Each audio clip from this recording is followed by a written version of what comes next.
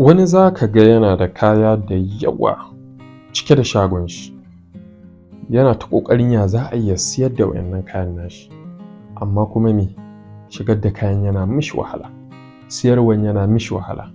Ya samu jarin, ya samu shagon, ya cika shagon da kaya, amma kayan sun ƙi shiga, ya gagara sai da su. Me yasa? Me ya kamata ya yi?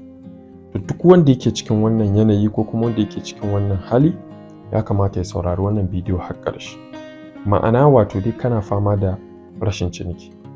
A zamanin yanzu duk wanda ya tambaye ni yana fama da rashin ciniki irin wannan, abu ɗaya nake fara ce mishi, ka koma ka karɓi zamani, wato ka shigo media, ka shigo digital economy, ka shigo digital media, ka fara amfani da social media wurin ganin cewa ka bunƙasa kasuwancinka.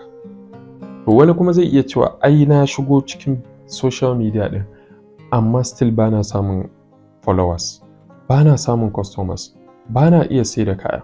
To ka sani cewa social media shi ma wata kafa ce da dole sai ka koyi yadda ake yi, dole sai ka koyi yadda za ka gudanar da wannan kafofin sada zumunta kafin a ce ka fara samun biyan buƙatunka da kake so. Na farko dai ka sani cewa mai talla shi ke da riba, amma sai ka san inda za ka je kai wannan talla. Social media akwai kafofi da yawa. Na farko muna da irin su TikTok, muna da irin su WhatsApp, muna da irin su Facebook da sauransu. To abu na farko da za ka fara yi shine ka san wani social media ne ya dace da kasuwancinka, sai ka fara zuwa wannan social media ɗin. Na farko kenan. Idan da TikTok za ka fara, kaga tabbas za ka fara ƙirƙiran videos ne. Za ka tanadi abubuwan da za ka ƙirƙiri videos masu amfanarwa, wanda mutane za su amfana da shi, su kalla sannan fa su biyo ka.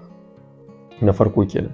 Idan kuma platform irin su Facebook ne, shi kuma kaga dole ba dole ne sai ka yi amfani da video ba. Za ka iya yin rubutu mai amfanarwa, rubutu wanda yake cike da ilimi, wanda mutane idan suka karanta za su ƙaru.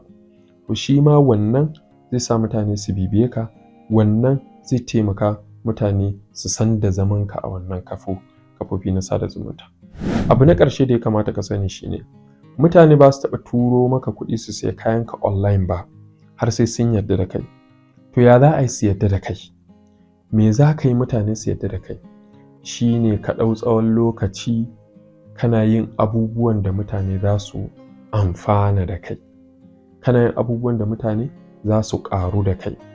Idan kana sai da laptop ne, ka dinga yin videos na yadda ake yin amfani da laptop. Kamar yanzu ka ce ga shortcut na delete, ga shortcut na format, ga shortcut na kaza, ga yadda ake yin kaza, ga yadda ake yin kaza. Wato wannan koyarwan da kake mutane za su dinga bibiyanka, mutane za su dinga jin daɗin mu'amala da kai. Idan waya kake sayarwa, ka dinga koyar da ga yadda ake wifin waya, ga yadda ake seta Play Store, ga yadda ake buɗe email, ga yadda ake kaza. Wannan abubuwan mutane za su gani su ji daɗi su bibiye ka. Idan kuma suka bibiye ka sai ka dinga cewa to fa mu fa muna fa sai da waya fa, ga fa irin wayan da muke sayarwa, muna yin kaza, muna bayarwa kan tsari, muna yin kaza. Ka ga mutane sun biyo ka ne saboda amfanar da su da kake yi. Kai kuma sai ka yi amfani da wannan biyo kan da suka yi sai ka dinga siyar musu da kaya, ka dinga siyar musu da kaya.